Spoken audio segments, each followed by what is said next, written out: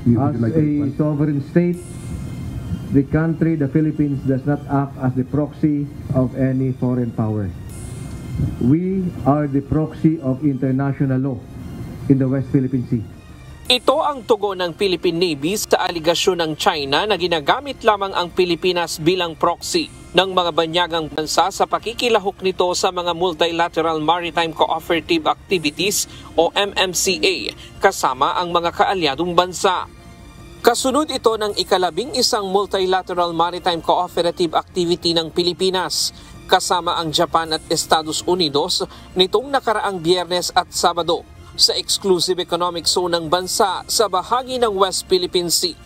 Ayon kay Rear Admiral Roy Vincent Trinidad, tagapagsalita ng Philippine Navy sa isyu ng West Philippine Sea, ang ginagawa ng Armed Forces of the Philippines ay hindi pagkilos bilang proxy ng anumang bansa. Sa halip, ito ay kinatawan at tagapagtanggol ng pandaigdigang batas sa West Philippine Sea. Ang Pilipinas ang boses at mukha ng lahat ng bansang naninindigan para sa international law sa West Philippine Sea at South China Sea. Dagdag pa ni Trinidad, ang mga aktibidad ng AFP ay para palakasin ang ugnayang pangdepensa at kakayahang pangseguridad ng bansa. Giit niya, hindi ginagamit ng sinumang dayuhan ng Pilipinas. Sa halip, ito ay malinaw na paninindigan para sa ating karapatan at soberanya. We are the proxy of the rules-based international order and all other countries that support a free and open maritime domain in the South China Sea. Samantala, tiniyak ng Philippine Navy na hindi nila papayagang mawala ang anumang teritoryo ng Pilipinas sa West Philippine Sea, kabilang na ang Bajo de Masinloc, kasunod ng deklarasyon ng China na gawin itong nature reserve. What the AFP shares with our national leadership is the heartbeat that we will not give up 1 square inch.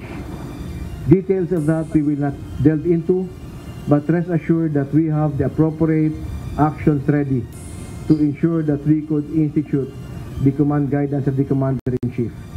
The integrity of the national territory is paramount. Ang panibagong hakbang na ito ng China ay upang bigyan lamang aniya ng katuwiran ang kanilang mali at iligal na presensya sa West Philippine Sea.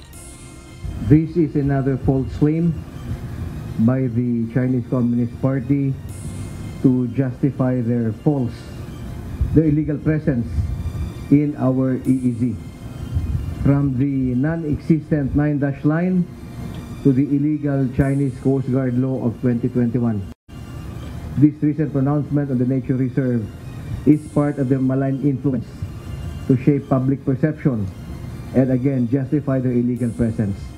Patuloy na minomonitor ng AFP ang mga maritime feature na sakop sa Exclusive Economic Zone ng Pilipinas, kabilang na ang Bajo de Masinloc sa pamamagitan ng Maritime Patrol at Air Surveillance.